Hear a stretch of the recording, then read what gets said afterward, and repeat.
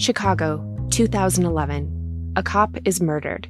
Police and prosecutors swear they have the trigger man. He swears he didn't do it. How far will each side go to prove they're right? Like it's just one bombshell after another, where you're like, what? The story of a PlayStation, a brain-eating amoeba, and the relentless pursuit of justice. Off Duty, out now. Listen wherever you get your podcasts. Hi, this is Hannah Berner from Giggly Squad. Have you ever put on a bra that makes you feel like a goddess? Prepare to be obsessed with the Dream Angels Wicked Bra from Victoria's Secret, the iconic brand behind the world's most comfortable bras. And I only wear the most comfortable bras. The bestseller features an innovative sling for perfect lift without padding, and the fit is chef's kiss. Awaken your inner goddess with new colors and super femme lace embroidery.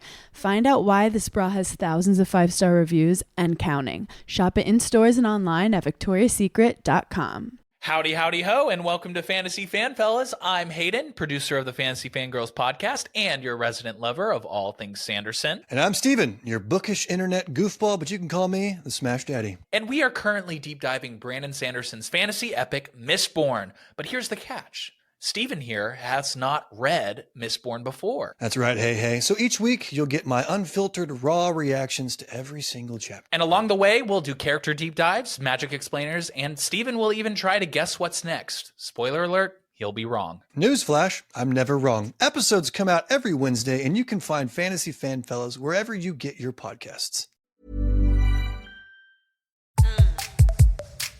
Hello and welcome back to the Psych Legal Pop Podcast. This is a podcast where we talk about popular culture through the lens of an attorney and a therapist. I'm the therapist, Tess Brigham. And I'm Brooke Brigham. I'm the attorney.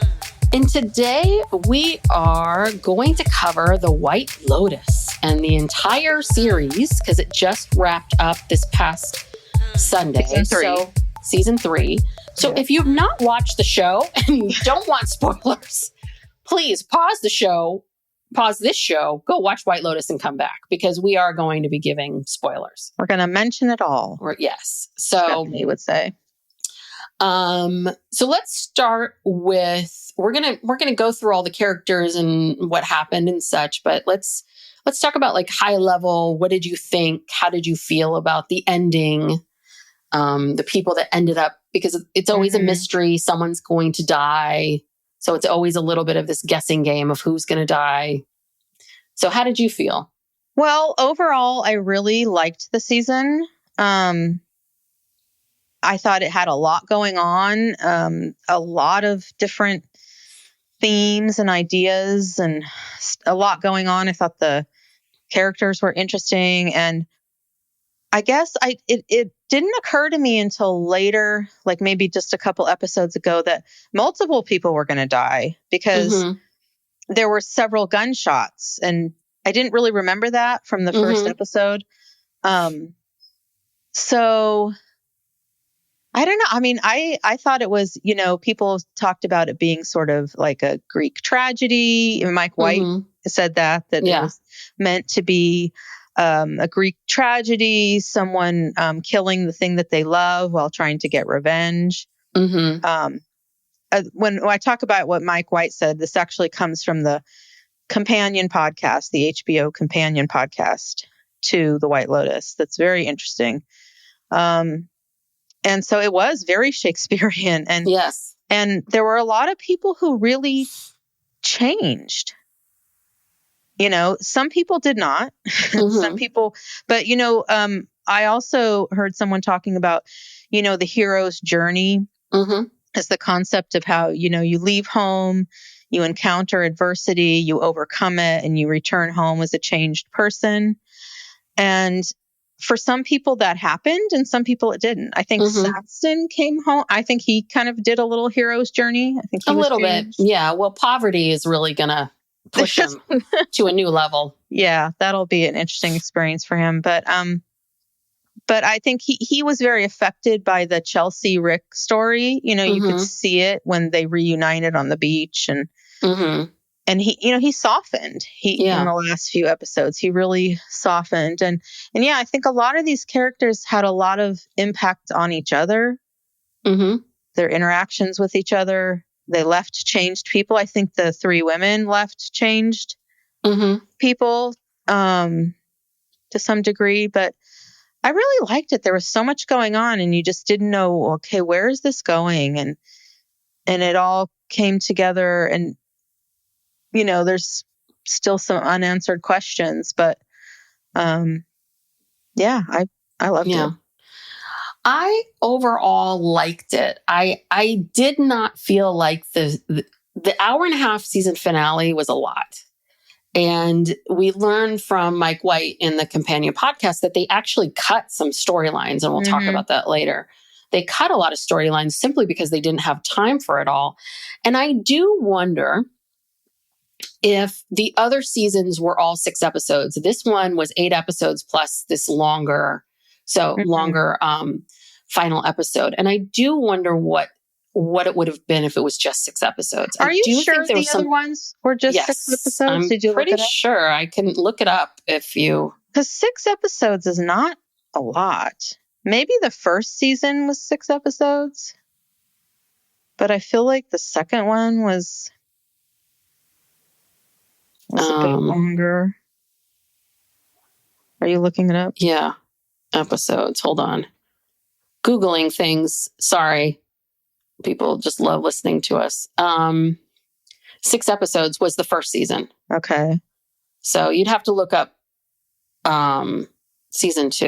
Okay. I don't know. But yeah, I guess it was longer. Okay. Sorry. Season 2 was 7 episodes. Okay. So this is 8 episodes. So this was the longest, and this had a very long finale. And, you know, it was funny because Steve and I were watching it, but he had started it first. So he finished it first. And I asked him, you know, when I was done, what did you think? And he had this very visceral reaction. Like he didn't like it. He's like, I don't like that ending. I don't like how all that turned out. I think that, I wish there was a little bit more development of the Rick character, especially since he's the one dying. Like, yes, we don't necessarily need to know how he and is it Chelsea? How the two of them met per se, but I wanted to know a little bit more about him, like who he was, and I think that would have been, he was a bit of a mystery, and these other characters that were on the show, you know, they were written much more like you kind of got who that person is. Like I got who Victoria Ratliff was or Timothy. Like I got who those people were. And I had no idea who Rick was at all. And that's the thing. It's like, I just would have liked to know, like, is his work legal or illegal? You know, like how does he make money? And does he have tons of money or not? Like just, I wanted to know a little bit more. And so since he and, you know, he and, Chelsea are the ones that died, there's a little bit of like, yeah, I would like more of that story. Yeah, we don't know anything about Chelsea at all. Yeah. I mean, we know a few facts about Rick, but... Yeah. And also the same thing with the Timothy Ratliff character. I just felt like, oh God, that's a lot. Like, we just kind of watched him take lorazepam for 5 or 6 episodes. Do you know what I mean? It felt like, God, if this had been tightened up, I think it would have been much more impactful. That's just me. Yeah, no, that's true. But I guess maybe, you know, but see his character, I feel like he wasn't, even though he was a main character, he kind of wasn't a main character. He was the dad, and we know that, you know, he did this bad thing and now his family's poor and he's probably going to go to prison. But the focus of the whole show was really his children and the mother, and just the, you know, that old Southern, you know, are they decent people? You know, it was sort of like he was just playing this role of the dad. Yeah. He's the stereotypical finance dad who makes it possible for all these people to be spoiled, privileged brats. And, you know, he didn't change. I mean, and I don't know. I felt like there was some change. I mean, listen, I think the fact that he decided to finally face his greatest fear, you know, I mean, I don't know. But I just think, how did he face his greatest fear? well, basically he gave him back the phones. He did not, he's going to have to face this. I mean, that was the whole thing. He wanted to annihilate his whole family simply because he did not, first it was about killing himself because he didn't want to face them. And then he felt guilty about the fact that, oh no, they're not going to make it. So now I have to kill them too. I kind of think maybe he did kill himself. Like when they were on the boat leaving, and they had their phones back. Yeah. And Saxon was looking at his phone and he had this look on his face. Like he just saw the news, and he kind of looks up and he looks over at Piper, and the whole time Tim is just kind of by the side of the boat, and he wouldn't even look them in the eye. And he was saying, we're going to get through this. We're going to get through this as a family. And they keep panning down to the ocean below, and water and the ocean is a huge theme in this. And he's just staring at the ocean. He's not even looking. I think he may have jumped overboard. I mean, we just didn't see it. It just cut off. I don't know. I maybe that might have been it. I mean, maybe. True. You know, because every time there is a death or a near death or anything, we get the water. You know, you get Lachlan, like he's drowning in the water, and Victoria has that dream about their home is the on tsunami. the beach, and all the tsunami stuff, and their home is on the beach, and she starts walking out into the surf, and you know, of course, Rick and Chelsea get shot. They fall into the water. And the whole Buddha thing about how he says we're all droplets and you return to the sea and die.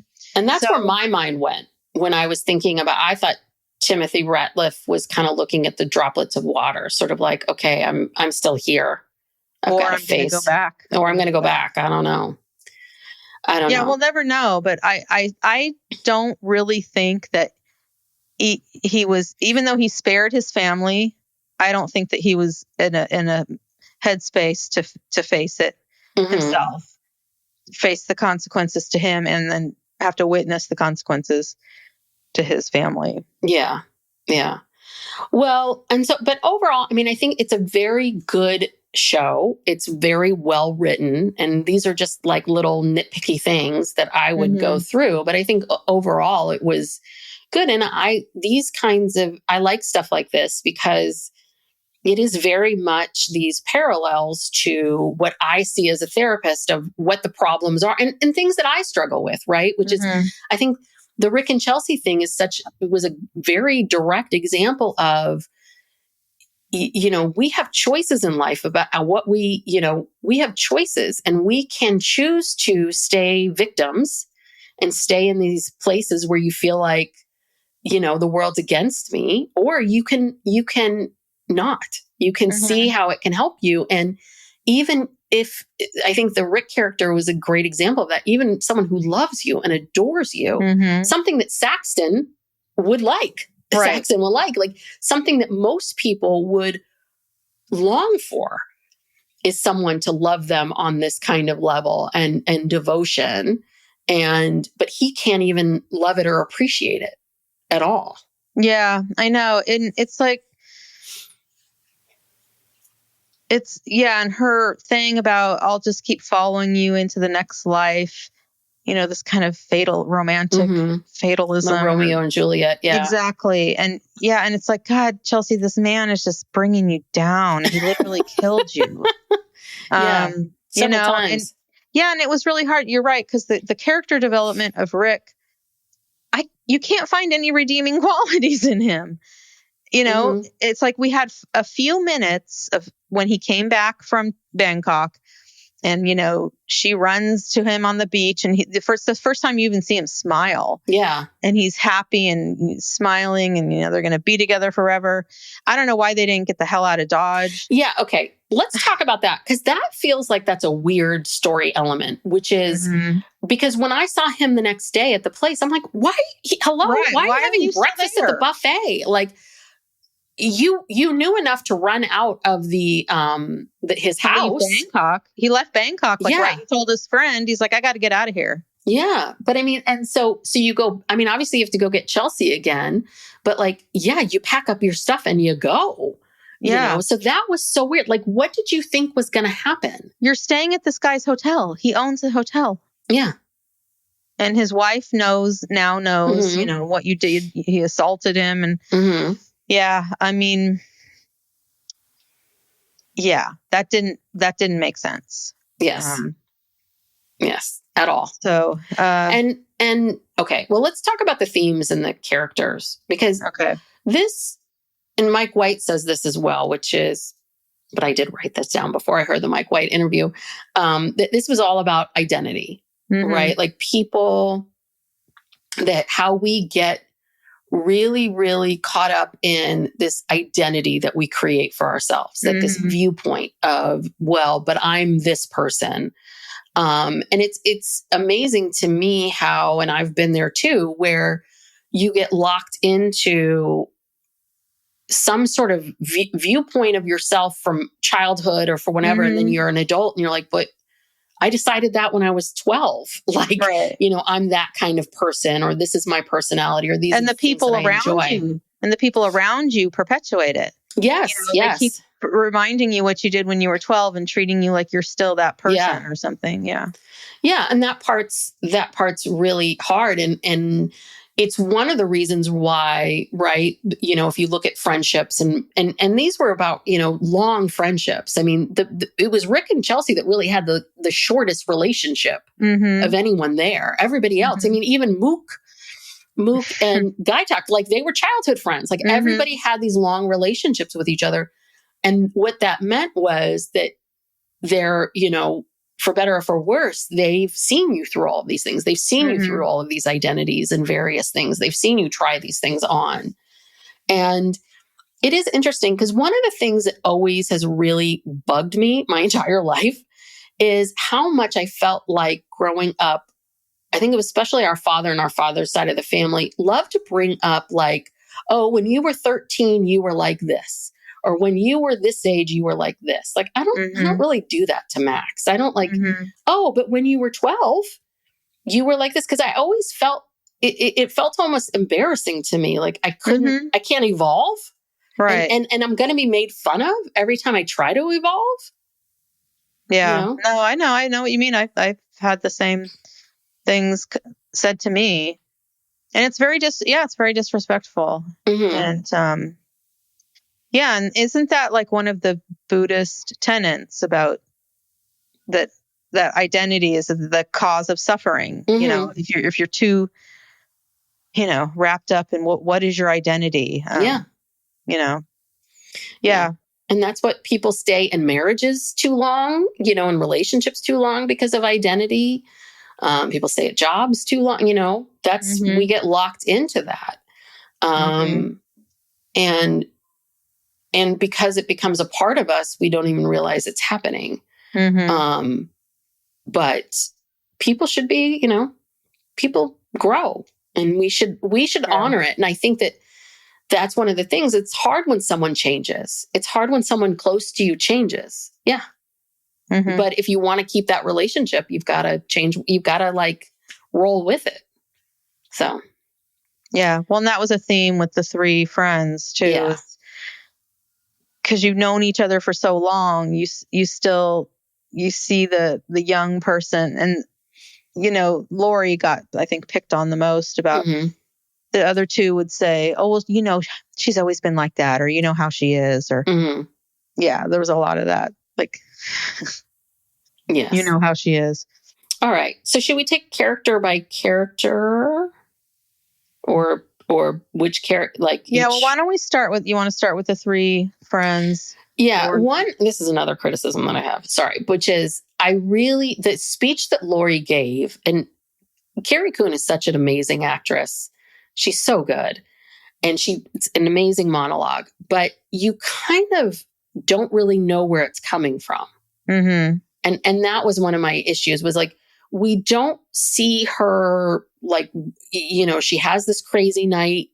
She doesn't want to go to breakfast. She's kind of hiding out in her room all day, avoiding the friends. And then she shows up to dinner and gives this big speech. And you're kind of like, the way I saw it was basically the whole time, Kate and Jacqueline, they weren't really being very real. They were being very fake. And they were shit talking Lori a lot. And, they were talking about how, oh, you're so great. Oh no, you're so great. And like Lori, she was calling them out on their BS. I thought that speech was very honest because it's the last night and they're talking about, oh, wasn't this so wonderful? And you're great. No, you're great. And she called them out and she's like, I've been sad all week, quite frankly. And, she says, as you get older, you have to justify your life and your choices. Yeah. Because that's what they were doing. They were talking about her divorce and her child who's difficult and, her marriage or failed marriage, whatever. And meanwhile, Jacqueline is cheating on her husband. She thinks he's cheating on her, probably. Yeah. And Kate, God knows what's going on with her. She's hiding behind this mask of she's religion. The one that's hiding the most. Yeah. She's hiding the most. And and she says time gives life meaning. It's not just about, you don't get the meaning of life. It's not like, oh, I'm in this religion and that's my, that's everything. Well, that anyone can go and join a church or a religion. That doesn't make you anything. It's living the life and how you live your life. I thought that was just kind of her purpose, was to just call these women out. Okay. Yeah. I don't know. I kind of wanted to see a little bit of character development of like what got you to saying that, because when she first started talking, I didn't think she was going to say that. I thought she was going to go into or start to talk about the night before. But it was interesting because the parallels with, this story of the Ratliffs, I mean, this is like mass suicide, drinking the Kool-Aid. And then we've got Rick and Chelsea that are having this Shakespearean tragedy. And then the three of them are like, okay, we had dinner. And then, now we're fine. And I heard Mike White talk about this, that he said that he, because there were these two heavy stories, that he wanted to add something light and he wasn't trying to criticize or make comments about female friendships, but that he saw these three women as like three parts of self, three parts of, and I do think that in many ways, right, that what was interesting about the three women is, and this happens a lot, which is where people, again, it comes back to identity of like what we like to classify people. We want to put people in categories. So Jacqueline's the beautiful actress, but she can also be smart and be funny. That's the other thing. I think that we saw Carrie Coon, Lori, be tough, but we also saw her be, fun and vulnerable and some of these other things. And so I maybe this is what Mike White was trying to show, was just like, we tend to segment people, and we like to put them in categories of like, this is who you are. This is how you. And I also think in relationships, anytime you have, especially threes or more, there's a flow. There's a, how the three of you interact with each other. Everyone has their role in that. And just like everyone has their role in a family. Yeah. Cause we still don't really know anything about Kate. Yeah. And I mean, to me, I feel like she's the one that probably has the hardest time. Because all I'm thinking is, oh God, are you in some kind of trad wife? Like, is this guy Dave? Like, do you have control over your finances? I worry. I'm like, oh, is she as happy as she claims to be? Well, that's the thing. I feel like Jacqueline and Kate are basically lying about their lives. And I feel like Lori is actually pretty honest about hers. I don't know. But then, and then, so they have this, and then they go to take a picture with Saritala. Mhm. And then this mass shooting occurs. Yeah. They're running for their lives. And then they're on the way back on the boat. They're all like laughing and like, just like, oh, everything's good with us again. Yeah. That was very strange. That was very strange. Like that the three of them would just be like, after witnessing that, I know. I mean, wouldn't you'd be like, I need an extra week here. Yeah. I mean, hello, your nice relaxing vacation. I know, it ends like this. Like, yeah. hello. You watch someone get shot right in front of you. Like, it's crazy. Really crazy. Yeah. So, well, I liked their storyline, their plot. I thought it was interesting. I like their storyline. And I really, in the first couple episodes, I mean, I thought it was just so fascinating. Like in each episode, like there was a new dynamic of two women talking behind back of the third. Yeah. Which is such a a lot of the stuff that you see in these women and their relationship really is like a big part of female friendships, which is, yeah, threes are hard. There's always one person that's left out. There's always one person that's maybe not as close as the other two. And that's never a fun dynamic. And yeah, you are always talking about the third when they're not there. And, you can get a little bit of that fake concern from people of like, well, I'm just asking, oh, bless her heart, because I'm so concerned, but really you're just wanting to gossip about them. And I thought he did a good job of sort of like, this is how these dynamics are at times. And also that sort of that need to constantly validate experiences of like, oh, this is so great. And I'm so appreciative of this moment. And it's like, those are nice things, but well, they did have the most fun, I think, yeah, definitely. They went out, they went out dancing. They went out, I don't know. I mean,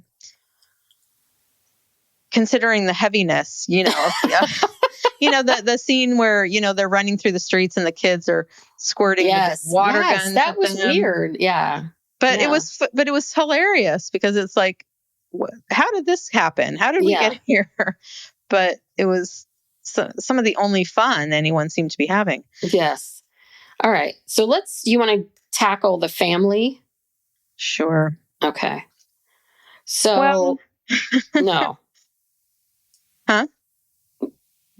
What? We're going to talk about the family? Yeah. Okay. So Timothy, I mean, I think that he definitely like his whole thing with identity, and just it's interesting because this one was the most kind of clear cut about identity of how you see yourself isn't necessarily what is true, right? Like you're these pillars of the community, you're good people, you're decent people, but actually, no, you're committing fraud. And I think that is, of all of the sort of characters, I feel like is most closely aligned with a bit of what we see today in the world of people just, claiming one thing about themselves and then something else coming out. I think that's a lot of people, in all income levels. I see that all the time. I know people who really put on a good front, try to make it seem like their family everything's fine. And I know it's not. I know information that it's not just fine. And, who are these people? I want to know now because I don't know who the people. I'm trying to think of the people that I know who are. I'll tell you offline. But, okay. I mean, it's just I know people who I know that the way that they're presenting is not what's really happening, and I think that's a lot. We don't know what's happening behind closed doors. No, I mean, look at our whole society is based on Instagram, showing your life in the best possible light and kind of borderline lying. It's a production, and I don't know. Oftentimes, I mean, can't you see through that with people in real life? Yeah, I'm trying to think of people that I know. I mean, I certainly have clients. Like, I have some clients that I know, I have a client who's in a marriage that's awful and miserable, but I do know that they have lots of money. They have, cute kids. They have everything that looks perfect. And and I know that that's one of the things that bothers them is this partner is the fact that the other partner loves to take pictures and slap on outfits and it becomes a show. Yeah. But behind closed doors, they're not very loving. They're not being kind, none of that. So I say that with my clients. I'm just trying to think of like people that I in my own world. But yeah, I think I think that it's gotten worse with social media. I think that we've always had this idea of putting a smile on our faces and pretending like everything's okay. Like that's always sort of been the way of doing things. But I think now the pressure to have a big, important life is huge. I think it always has been. I think it's just now we have this new medium to use. I mean, the Ratliffs are, there's people like them in every community and every social strata, everything. They're just fake and pretentious. And you don't have to have a lot of money to be fake and pretentious. Honestly, they do happen to have they had a lot of money. Not anymore. But, even if you don't have money, you can certainly raise a Saxton or, a piper, which is just hilarious. It was so hilarious. I knew that when Victoria said, okay, go stay one night in that monastery. Yeah. I knew she knew what she was doing. Yeah. And that she was going to come back and she was going to be like, no, I can't do this. I mean, she's like, the food is not even organic. And Victoria is just so pleased with herself. Yes. That this worked, Yes. And that Piper is, saw the light. So I mean, I think that they could be so many different people. And like I said, this transcends money or, I mean, there's a lot of people like this. Well, what's also interesting about the family is, right, the parents, or especially Victoria, her biggest concern is about Piper leaving the family and becoming a Buddhist. While you're sort of like, there are much bigger issues happening here. Like, there are much bigger issues. And it also tells you a lot about their marriage and about this relationship, that he doesn't turn to her, Victoria, and tell her what's going on, that he hides it from everybody. And so, yeah, I mean, you can see a lot of that with, obviously Saxon drank the Kool-Aid very early on and just was like, oh, I am, and I've met a lot of those Saxons over the years where it's that kind of white male privilege to the nth degree. And I can say or do anything. And, oh, you shouldn't be mad. You're too sensitive. That kind of real alpha male attitude. But I think that with Chelsea, I think that that's the first time maybe someone really ever called him. Oh yeah. She was his mirror. Yeah. She picked him apart, and he kept trying. He kept coming back, kept trying to get with her. And every single time she just broke it down for him and told him, this is what's wrong with you. Yeah. And she actually did. She did it. She broke him. Yes, she did. He started reading. Self-help books. And I have to say that one line where he says, I did go to Duke. Like, it was like, yeah, he is smart. He obviously had to do well in school. Yeah, no, she was his total mirror. And I think it was the most changed person, honestly. Yeah. And, and this whole, I feel like Piper's character was a kind of a commentary on this fake a wellness, fake Buddhism, spirituality. Like, yeah, I mean, the minute she actually had to not, walk the walk and talk the talk, she just like was like, nope, not going to do it. But one thing I haven't really seen much commentary on this, and I don't understand the incest story and why it's in there and what it meant or what it brought, other than showing that Lachlan is a people pleaser. Yeah, that I feel like the whole incest piece was sort of explained away, which is it wasn't incest. I'm just a people pleaser. And so Mike White was talking about this, like Lachlan's kind of in the middle. And there's Saxon on one side saying to be a man, it means you take control and you are alpha and you go after it and who cares whatever happens and you, all of that. And then you've got Piper, who's on this other side, who is concerned about, like, I think with Piper, I think a lot of it is much more around I don't know if she feels that connected to Buddhism. I think she's just kind of she's a typical 22-year-old who's kind of lost, searching for something. But Lachlan is sort of in this middle, kind of like, am I supposed to be kind of like what Piper's telling me to be, like this Buddhist and this and that, or should I be this carnal person? And I have to say that this wasn't brought up at all, but it is interesting because what Lachlan did, he did not have consent. He did not have consent. And so, and I do think that Saxon is someone in the first early episodes was just Mr. Alpha, like, I take what I want. Yeah, and he's telling him, you got to get laid. He's even telling Piper she needs to get laid. Yeah.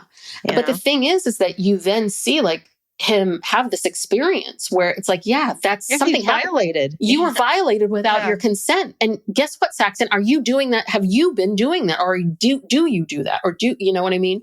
So there's a part of me that really, like, that hasn't been brought up a lot in a lot of the things that I've read, just about the fact that, again, I don't know Saxon, the character. Like, I don't know what happened before, but what happened to him was he did not consent to that. That was not okay at all.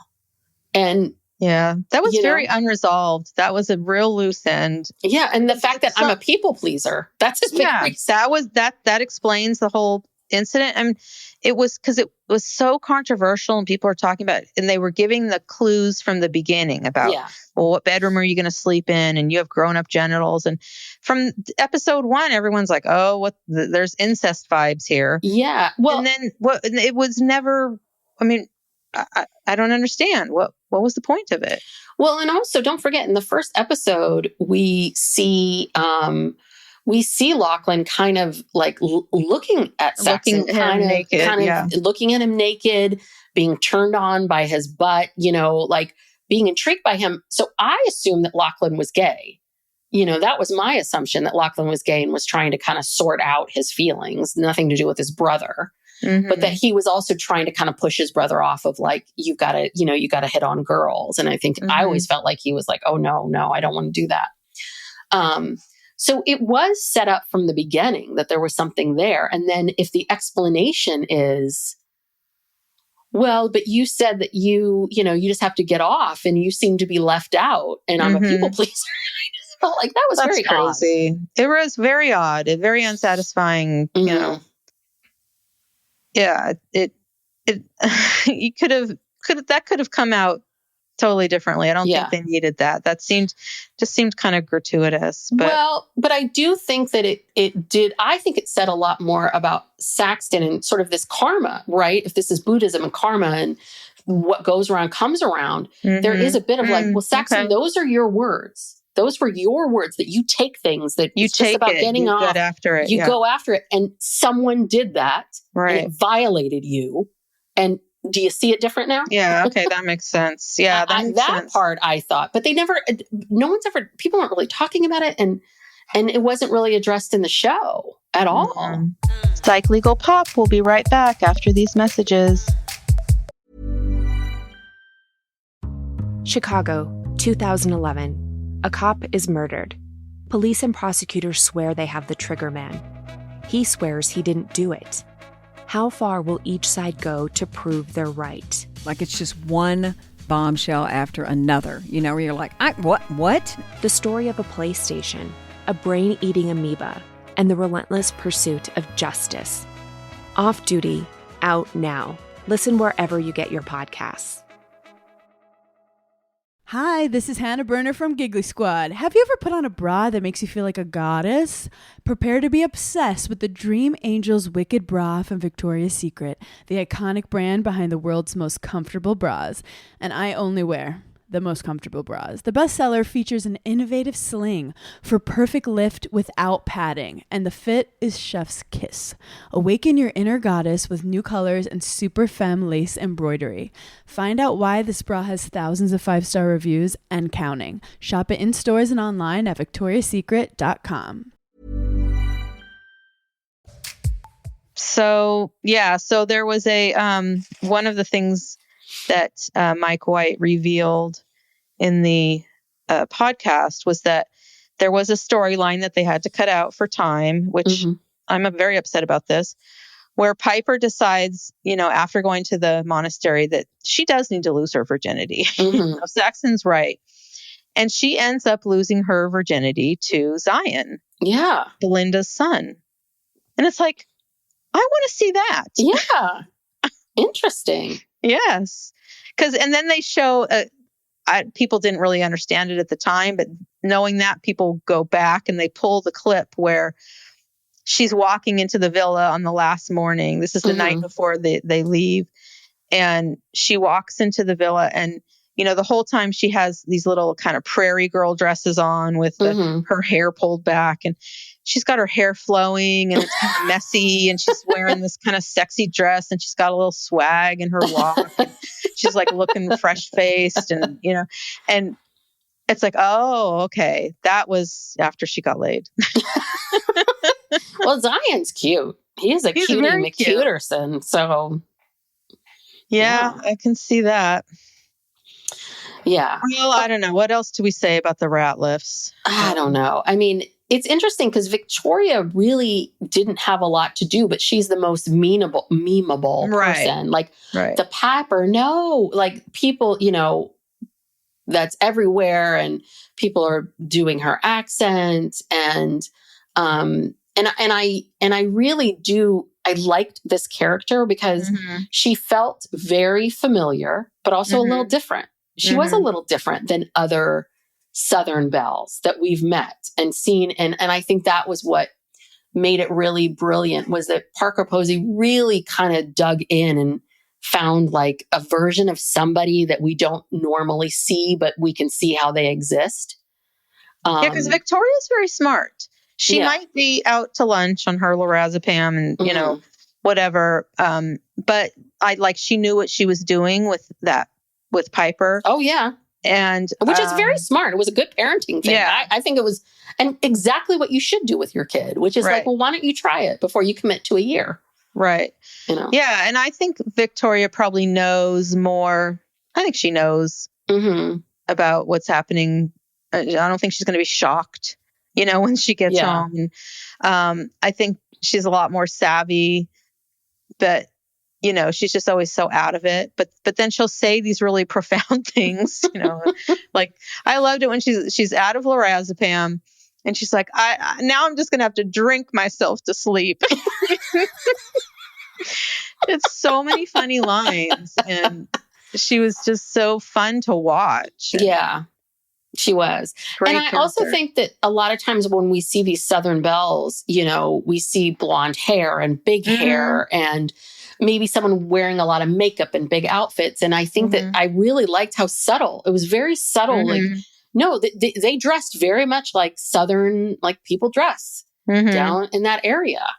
And, just like, that kind of the wealth where you don't need to flaunt it, but it's there, that you could feel. And I thought they did a really good job of that. Obviously Timothy was on his own parallel journey, but I just found some of his scenes to be like a little like, okay, got it. You're stressed out. You don't want to talk about it. You're trying to do this. You're trying to do that. Like, Well, yeah, it was very dark. He's fantasizing about killing himself, killing his family, tried to kill his family, and then changed his mind. Almost killed his son. Yeah. Oh, and the blender thing. Everyone's incensed. Like, who just leaves, stuff in the blender? Someone comes along and then just adds some water. Well, yeah. And why wouldn't you clean it out? Well, I saw a TikTok where this guy was saying people are asking why he didn't clean it out. He's like, here's something you don't understand about rich people. They don't clean. They're not used to cleaning their own stuff and dishes or whatever. But yeah, it was, that is a kind of a stretch to believe that he wouldn't even clean it out. But because it has a very strong smell.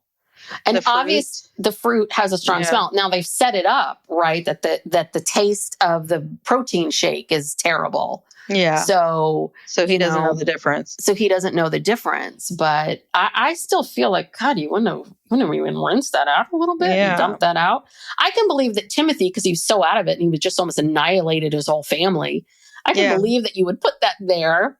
But at the same time, I mean, I was happy that he survived. Yeah. And I do think that something like that needed to happen for Timothy because, Timothy obviously cares about his kids.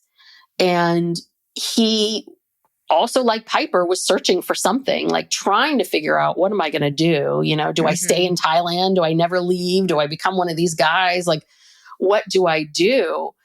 And I mean, I think it was seeing like, my son almost died that gave him the courage to finally own up to some stuff. Face the music. Yeah. Because that is, in the end, that is what is most important. I mean, in the end, and I know this is an old cliche, but it's true. Like no one from your job is going to be at your funeral, unless you're really close friends. Like no one's going to be talking about your performance reviews. Like your life is going to come down to your family and the relationships that you build. Yeah. And it kind of doesn't matter how much money you have. All right. Let's move on. Let's move on to Rick and Chelsea. We kind of I'm not sure what more we can say about them, but yeah, I wish there was more development of Rick. And, what was I going to say? Oh, I just found his character very frustrating because he was such a victim. Do you know what I mean? It was a little bit like, okay, so a guy died, your father was killed before you were born and your life sucks. So but we don't even know did his life suck or like because we don't know. He doesn't tell us like, well, here's what my childhood was like. I guess his mom was a drug addict. Well, did she die young? What did he have to go into foster care? What happened to you? I mean, they needed. Without that, we just look at him and go, oh God, you're just this whiny asshole. Yeah. Like, if you want us to like him, you got to tell us what has he been through? Why is he so angry? Why does he want to travel to Thailand to kill this man? And also, why did he decide not to? That was never explained. The first time, when he went to Bangkok, why did you decide not to kill him? And then the fact that he was so set off by, when he sees him at the hotel at the breakfast buffet, and he says, your mother was a whore and your father was nobody worth knowing or something. That just set him off. And then the funniest thing is he runs to go find that woman, Amrita, Thank you. I want to talk about this for a second. Okay. If she had just taken 5 minutes to talk to Rick, maybe none of this would have happened. Now, I just want to say, when you work with people, there is no right or wrong, right? Like this is one of the hardest parts about this job is you kind of just have to go with your instincts around things and decide. But quite frankly, if this were my client, and I've worked in drug and alcohol treatment centers where clients will you're pulling one client, another one comes up to you. If the roles were reversed, I absolutely would have turned to Zion and been like, can you give me 30 minutes or 20 minutes? Like, let me just find out what's going on. This guy's obviously in great distress. And the thing is that you kind of need to assess, are you suicidal? Are you homicidal? Like what is happening? And And quite frankly, that, I'm sorry, like that is what she should have done. And I think other clinicians would agree. Well, I don't think she's a real clinician. What was her title? She was like a, I don't know. She was a mindfulness. So, she's not a license to do anything. Okay? But listen, she's doing heavy duty work. She's doing some heavy duty work with this guy. Yeah. I don't know what her credentials are, but clearly she didn't do a good job that day. Yes. So if this was a treatment center, they would have stopped everything and assessed what was going on.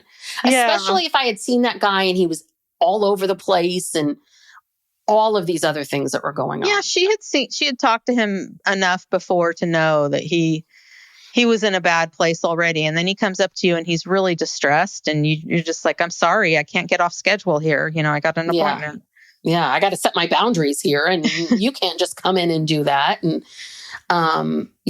So. Yeah. So, the whole, and, her, Chelsea's whole thing about bad things come in threes. Mm-hmm. And she kept saying that over and over again. And so, she had the robbery first, she kind of escaped death there. And then the snake bit her, escaped death again. And then this just took her down. Well, and that's the other thing too. In episode 3, when he releases all the snakes, it was like, okay, there's just no understanding. Okay, so do you feel trapped? Do you see yourself as the snake? I mean, you got the sense that he was identifying with the snakes and seeing how these snakes are trapped. And it was like, okay, so are you a bad guy, but you're being victimized? Like, there just needed to be a little bit more. And I kept waiting for that payoff with him and I love Walton Goggins. I think he's an amazing actor. And I think he's so good. But honestly, I feel like I know Frank better. Right. I mean, the monologue heard around the world. Yeah. How psyched was Sam Rockwell to get that monologue? I mean, if I was an actor and I got that, I'd be thrilled. And Mike White was explaining the origin of that. So, originally, he wanted to shoot this season 3 in Japan because he had been there in the past and he really liked it. And they happened to be in Thailand, like on their way to Japan to scout locations or something. And he got really sick. He got pneumonia and they put him on a nebulizer and he said he didn't sleep for a couple days. And I think he got kind of delirious and, he started thinking up all these things. But he said that he had this friend that he'd been to Japan with in the past who was obsessed with Asian women. And that started getting him thinking about, well, why are you obsessed with, and why are any of us attracted to whatever we're attracted to? And where does that come from? And what does that mean? So that's where that evolved from. And then, he just started getting deeper and deeper into, like a lot of, I can't really explain it very well. Yeah. But that was the origin story of that. Yeah. And just like, he's talking about how do you take it back? How do you keep like taking a step back? So are you attracted to Asian women or is it attracted to, you and all of that? I mean, and so, but that was a lot of character development that could have gone to Rick. Could have gone to Rick. Exactly. And so it's a little bit of like, and then the other part of it too is that you could also blame Rick for Frank's downfall here. I mean, obviously he's an adult and Frank, he went off the ledge there. Yeah. I mean, he's an adult and he makes his own choices, but Rick did put him in this real funky situation. And again, and the two of them did not spend any time like, okay, what are her films and what's this movie going to be about? Like, you're not going to prep for this at all? Yeah. Yeah. And he started drinking in that meeting. Yeah. Because he was feeling tense. Sarita, and he's pretending to be this producer. And all of a sudden he's like, oh, I'll have a scotch or whatever. It's like, why now? Like, what? Yeah. What set that off? Yeah. That was strange. Let's talk about Belinda. Yeah. Because, Mike White talked about this as well, that there was a lot of criticism in the first season with Belinda of like, oh, she's the sole Black character. And now she's like, has this really sad storyline And so it was this sort of idea of like, how do we shift the storyline a bit of Belinda's story and also keep Tanya in the mix.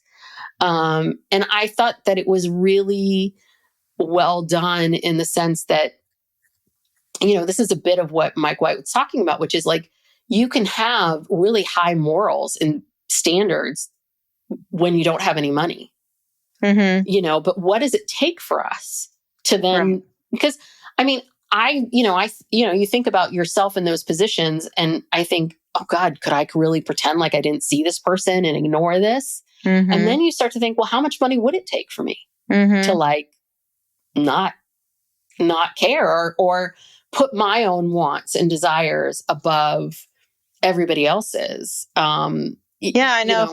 If I was in her place, I mean, clearly $5 million is nothing to this guy. Yeah. He paid it. And, he tried to get away with only giving her $100,000. But, yeah, I don't know. I mean, he killed, he had this woman killed. So, I don't know. Like, well, Tanya did actually, they were trying to kill her maybe, but Tanya did fall on her own. That was her own accident. But they were trying to kill her. Yeah. Like he had set it up. That's the belief. But yeah. That was the glitch. But I don't know. I mean.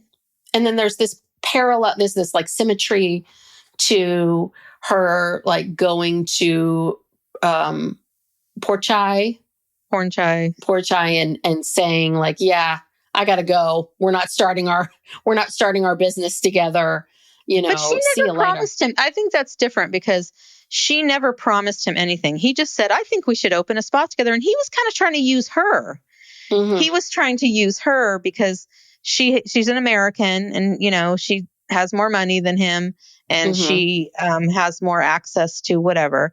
So he was trying to use her. She never made any promises or commitments to him. So I don't think it's the same as what Tanya did to her. Tanya promised her stuff, had her do a business plan, led her on, used her, and then said, oh no, I need to focus my energy elsewhere. So I don't think Belinda did anything wrong to Pornchild. I don't think she did anything wrong to him, but Mike White does make reference to this of like wanting Belinda to have a happy ending. And also to tie it back to Tanya and also to have this like parallel experience of having to tell him, I'm with you, I mean, and I always thought what was weird about the whole Belinda storyline in the first season was just how disappointed she got with like, this woman's kind of a kook, right? And she totally comes kooky into your place and you're a smart person. And quite frankly, I don't latch myself onto anything until I'm actually doing the thing. Until I get the money in my hand or I'm doing the thing, am I going to tell people? How did she even know that Tanya even really had any money? She's there at this luxury resort, but that doesn't mean that she's necessarily rich. I don't know. Yeah. But it just seems odd. Like, it's not like the two of you had been talking for months and months and months and you drew up plans and you were down the road. And then at the last minute, she said, no, it was like, she wanted to invest in you. And so that's the other part of like what's going on, because it seemed like Belinda was going through some depression and some other things. Her son, Zion, I thought he's a cutie, but his personality wasn't great. Like, I kind of felt he was a little slimy, but.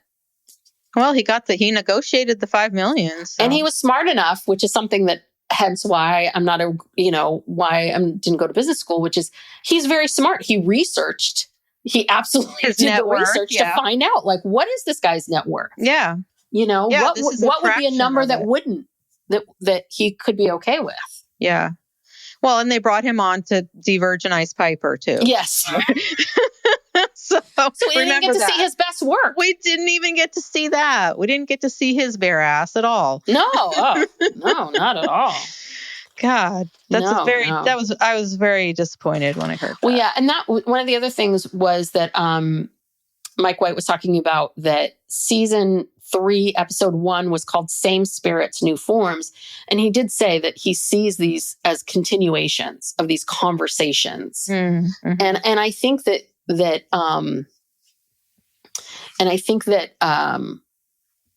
overall, like a lot of the themes that he talks about and tackles, I mean, they're sort of age-old themes, but they're very much like why we suffer. We suffer because we think we want something that we can't have, even if we have something right in front of us. We suffer because, we get attached to an identity. We suffer because of the expectations, like all of that, and having money doesn't fix any of it, No. And that's why I think also the whole travel theme, fits all of these themes, because the premise of travel is you're trying to escape your day-to-day life. Yeah. And it's really funny because not every time, but almost every time I've gone to another country, I always think, maybe I could live here.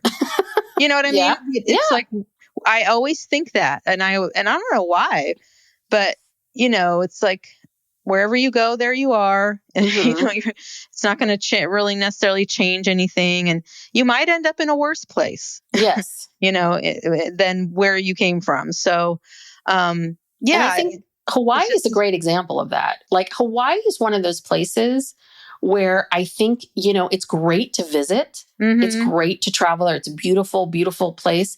But I don't think it's that great to live there.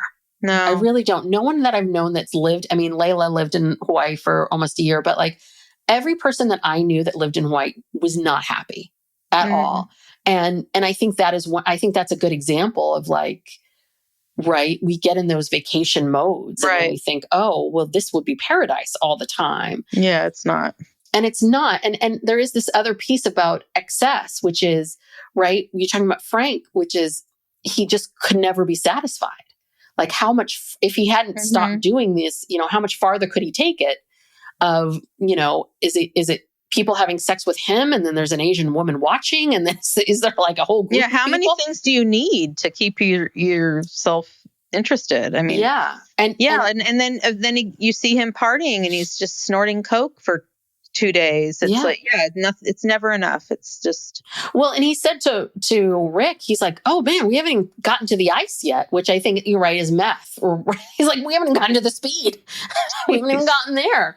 So, and that is that other thing, right? This big giant hole that we feel inside of ourselves that we try to fill up with stuff.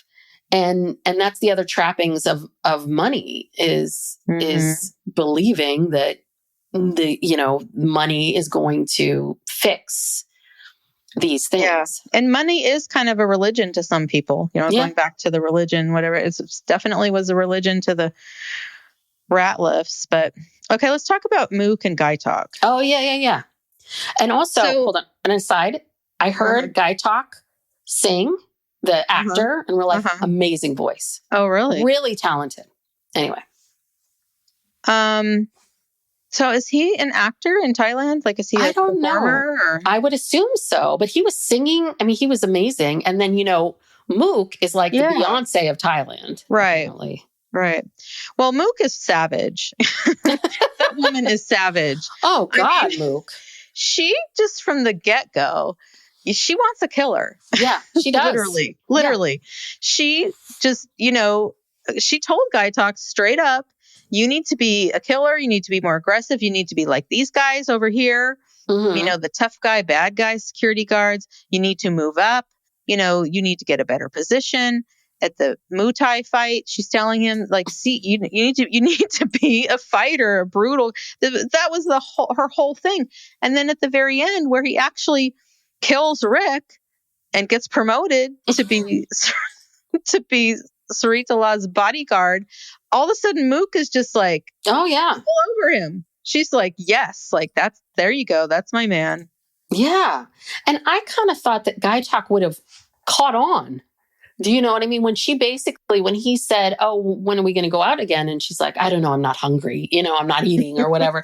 Like, she's so transparent that you're like, you have to see what's going on here. Right. And you know? Well, yeah. And what is it? Again, no character development. We know nothing about Mook, or why does she want to be with a killer? Mm-hmm. You know, why is it so important to her?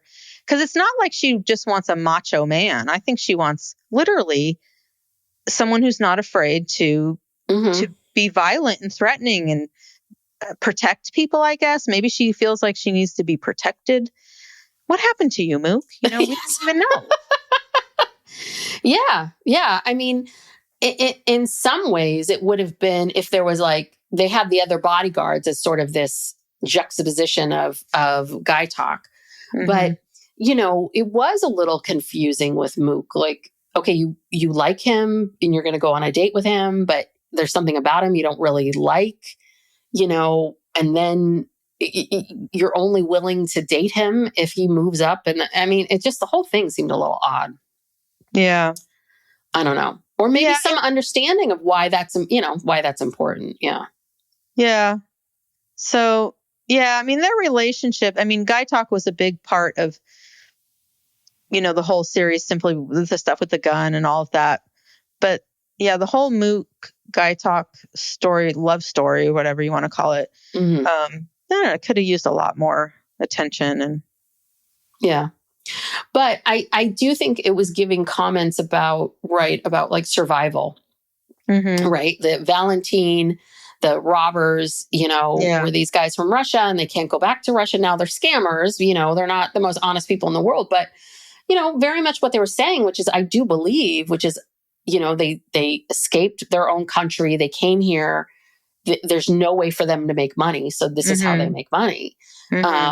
And just the fact that it is, you know, people do have to do things that are outside the scope of what you would consider okay for survival.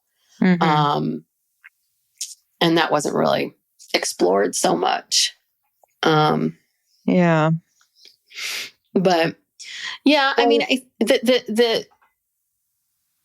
I also think that the whole thing with Lori and the guy, you know, I think all of that's really interesting too, because everyone always talks about having these affairs and like, you know, Stella got her groove back and, you know, this idea of this woman like meeting someone and having this affair and then of, you know, having this like tawdry tryst in a foreign country.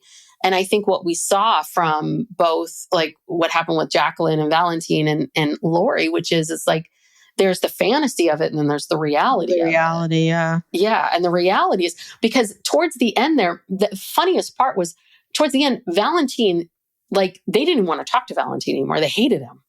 Like his mere presence bothered them because they, you know, the fantasy of, they were like falling all over this guy. Yeah. In the first episode. And by the end, you know, because he was revealed, the fantasy was, oh, it's like, no, he is not who you think he is. He's not this cute, whatever. Yeah. Yeah. I thought it was interesting. I saw something that, you know, that all the actors got paid the same, you know, regardless of, you know, how famous they were. So they all got paid $40,000 an episode. So there's 6 episodes. That's only 200. There's 8 episodes. Sorry, 8. So 32. So 320,000. And this was a 7-month shoot. Yeah. It took 7 months. I mean, I'm sure they all weren't working every day for 7 months, but the whole production, I mean, it was really long and they seemed to all really get very close because my Instagram feed is nothing but pictures of these guys hanging out and while they were filming and, you know, they're all best friends. And so they were together a lot. Yeah. Yeah. I mean, and that's a long time to, as an actor, be working. And yeah, that's a lot of money. But, you know, with actors, you got to remember, they got to pay a lot. Like, take taxes and their agents and manager fees and all the other stuff they have to pay for. It really isn't that much money. And obviously, there isn't anyone who's like a massive movie star, but certainly, you know, any of these people could make a lot more money on a TV show or something. Yeah. Well, they also said that originally they offered the Rick character to Woody Harrelson. Oh, okay. And he didn't want to do it for $40,000. And he was, I think he may have negotiated for a higher salary or something, but then he ended up not doing it because of his conflict with something else or whatever. Oh, okay. I could see that. But I thought I mean, yeah, he's so good. I don't even know what Woody Harrelson even looks like now. I haven't seen him in ages. So I don't know. I can only see, Rick is Rick. Walton Goggins is Rick. So I can't picture anybody else. Well, but this has become kind of like Mike White is like become sort of the Woody Allen in a way. Mm-hmm. Like he's become like everyone's like, oh my God, Mike White, Mike White and blah, blah, blah, blah, blah. It's like, everybody just like with Woody Allen and all these like Jim Jarmusch and these, Scorsese, like they're dying to work with. Mm-hmm. He's become that. So now people are going to do that. Yeah. Well, now how long are we going to have to wait for White Lotus season 4? I don't know how long. Another year or so, I would think. At least a year. I mean, year plus. It's been more than a year since the last one for sure. That's what I hate. You watch that, you get so into this show and then it's over fairly quickly. And then you're like, you have to wait another year for a new one. But I'll wait. Wait. I'll be here. Yes. All right. Show. Anything else? Anything we missed on the White Lotus? Oh, I'm sure we missed some stuff, but I think we've said enough. This has been overanalyzed. Yes. Overanalyzed to death. Yes. So thank you so much for tuning in and joining us. If you enjoy us and want to hear more from us, go check out our Patreon. We do a weekly bonus episode. You get all the shows ad-free. We do a Ask Us Anything, true crime for our higher level tiers. If there's other ways to support us, you can leave us a 5-star rating. Those do help us. Please subscribe to the podcast, share it with a friend. Go check us out on social media at Psych Legal Pop on Instagram, Facebook, Blue Sky, and TikTok. And I think that's it. Yeah. All right. We'll see you all next time. Bye.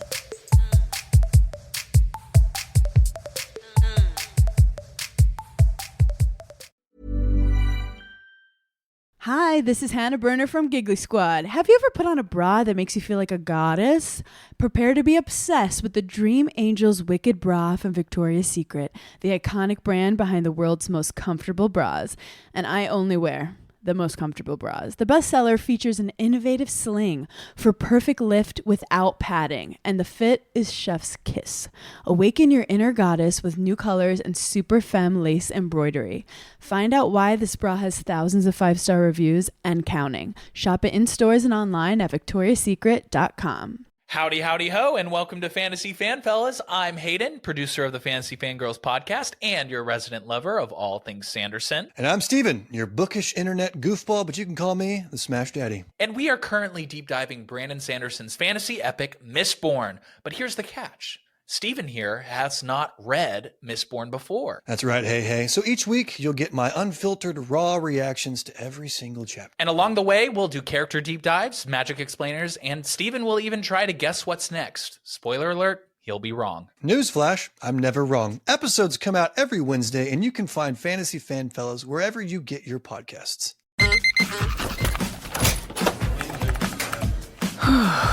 You do it all. So why not get all the electrolytes? Hydrate better than water with new Gatorade Lower Sugar. Now with no artificial flavors, sweeteners, or colors. And 75% less sugar than regular Gatorade. New to the fridge. All the Gatorade electrolytes you love. Gatorade Lower Sugar. Is it in you? Now available nationwide.